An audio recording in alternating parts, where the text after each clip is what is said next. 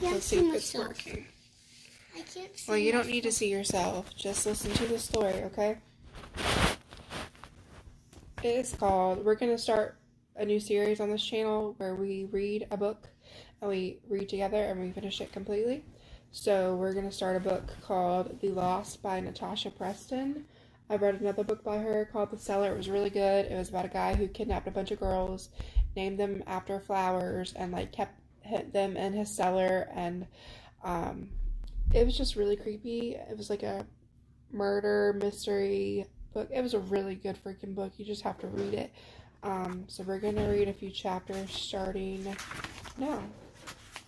I haven't read this book before, so hopefully it's good like the other one was. Put my little light up here so we can read. 10 runaways. That's what the police are calling them. 10 teenagers have disappeared from our town this year, and it's only June. I gazed out the window of the aging cafe. The chipped pale magnolia paint, making it look borderline derelict. But the food is good. It's summer, but the weather hasn't gotten the memo. Dark gray clouds swirl in the sky, threatening rain again. It's been like that all day. Short smatterings of drizzle. Rain that fizzles out as quickly as it appears. We have a long school-free summer stretching out in front of us before our senior year, but we won't be able to have any fun if the weather doesn't get with the program. Piper, another one bites the dust, Hazel says, waving a news article on her phone at me from across the table. She pushes her shoulder-length, dark curly hair behind her ear. Look, 11th runaway, 11 gone. Who is it this time? Lucy Bean, 16 years old, same age as us. She lives about 30 minutes away. Last seen 2 days ago outside Huck's Cafe with friends. It says she left on her own but never made it home. We live in Mobton, population 5,839. It's a densely populated but small town with nothing to do, and the biggest city near us is more than an hour away, which makes it one of the most boring places on earth. But still, 11 runaways in 7 months seems high. They've all completely vanished without a trace. Where did Lucy go to school, Hazel? St. Drake's. Wow, isn't that like the third person from that school? I chew on my lip as I reach for her phone so I can read the whole article. What are you thinking? She asked, her eyes narrowing in suspicion. I'm thinking it's only a matter of time before someone we've shared a classroom with disappears. There have always been a high percentage of people taking off from this dead-end town, but over the last year or so it has gotten worse, much worse. Hazel puts her phone down and drops her hands to the table on either side of her plate of fries that she ordered for breakfast. Gross. You seriously think they're missing? Like someone has taken them and they haven't just ran away? If people are going to take off from here, they tend to do it when they're 18. The number of younger runaways is multiplying. Don't you think something is very wrong with that? She chews another fry and swallows. Maybe the cops don't seem to share your concern. I shrug at her comment. Well, they probably don't know better than me. I don't. What if you're right? What if they don't think anything strange is going on? She's playing devil's advocate here, but what are we supposed to do about it? Just because I love watching mystery movies and TV shows doesn't mean that I'm qualified to find an actual real-life missing person. Potentially missing people. What do you recommend we do, Hazel? Duh, we try to find them. Oh, simple as that. How? By acting like average teenagers. Lifting her eyebrows, she looked at me in triumph. We're going to go to parties and hang out with them wherever they hang out. I'm not following you here. She rolls her dark brown eyes. To find teens, we need to live like teens. Stereotypical ones, I mean. I don't think we count. Hazel has a good point. Neither of us are extroverts. We spend most of our time hanging out at my house or hers, watching rom-coms after creepy mystery and thriller movies. We definitely don't count, I confirm. We're going to change that. Why? I mean, why are you deciding to try and figure this thing out, Hayes? Tilting her head to the side, she replies, what else are we going to do all summer? Well, nothing. Maybe we won't find anything, or maybe we'll discover where those people have run away to.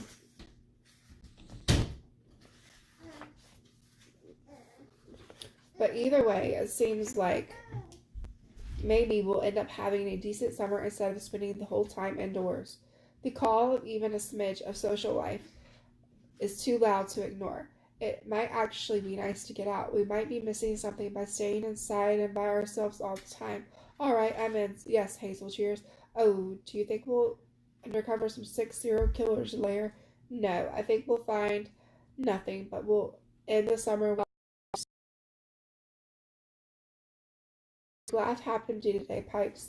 No, I do believe something more is going on than teens skipping town, but I don't think we're going to find ourselves in the middle of some crime drama.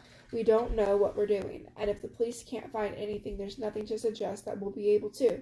I'm going to need a full commitment from you here. We go into this front with nothing but positivity. Fine, whatever, let's go catch a killer, I say to appease her. Yay, she picks up another fry. I have 2 pastries and a coffee. Hazel has fries and a cup of tea. Where do we start? The lake I offer? Her eyes widen like she suddenly realized that this was a whole social life thing. Will it tell? Can we go there? It's not private property. Why couldn't we go there? We've never been there. We've never been asked to go there. It's a public lake, Hazel. You don't need an invitation. But I know what she means. Lake-related conversations echo down the halls at school. Everyone who is anyone goes out there. Most weekends, most weeknights too in the summer, but no one has ever suggested Hazel and I should go. We haven't even suggested it to each other. We really do need a life. Okay, I say, taking a hair elastic out of my pocket and tying my long dark hair on the top of my head. Let's do it. Let's meet at the lake tonight. And please act normal. She scratches up her face. I don't know what you mean. That's what I'm afraid of. You know you can't hold back from telling people exactly what you think, and not everyone appreciates that. I'm not going to be there to back you up. You will. I'm not really sure what kind of reception we're going to get anyway. The cafe, dressed in clothes that probably cost more than my parents' car. I think their names are Caleb and Owen. I know of them because their super rich parents are part of the organization that donates a lot to the local charities. They live a few miles out in a development with the other wealthy people and only come to this part of town when they're dropping off donations.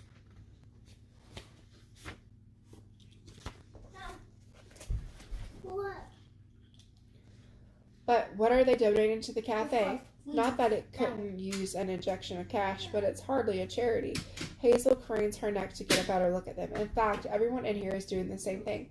I glance over my shoulder as they head to the counter.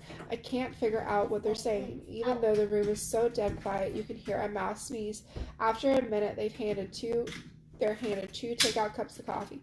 As I turn to leave, I swing my head back, biting my lips together. Oh crap, I hope they don't catch me staring. My face heats up like an inferno, and Hazel's eyes widen at me. Sorry, guys. I don't know if she's trying to tell me that I'm busted or she is marveling at their chiseled beauty and matching sleek haircuts. What products do they even use to get their hair that shiny? They pass by us, and out of the corner of my eye, I see one of them turn his head to look at me. What do I do? Against my better judgment, I look. Crystal blue eyes peer at me, unashamed and unapologetic. I'm very sure my eyes do not convey the same thing. I think the guy looking at me is Caleb, but both have long hair, short and styled and swept to the side fashion. Both wear crisp navy pants and button-up shirts with the sleeves rolled to the elbows. It's like the rich guy uniform. Caleb dips his head in my direction, his blonde hair falling just a fraction out of place, and then he's gone. The bell dings again as the door opens and closes. I let out a breath I didn't know I was holding, my head spinning from the lack of oxygen. Did you see that? He looked at you, Hazel gushes. Like he looked at you. And you know, I love you, babe, but your hair is a total mess right now. Thank you, I mutter sarcastically. I push the rest of my pastry away. After that, I suddenly don't feel like eating. Caleb couldn't have been looking at me, really, though, could he? Not that it matters. I'm too young for him. Let's get our bikes. I need to go home and figure out my makeup for tonight. Hazel stands. Don't forget to do something with that hair, too.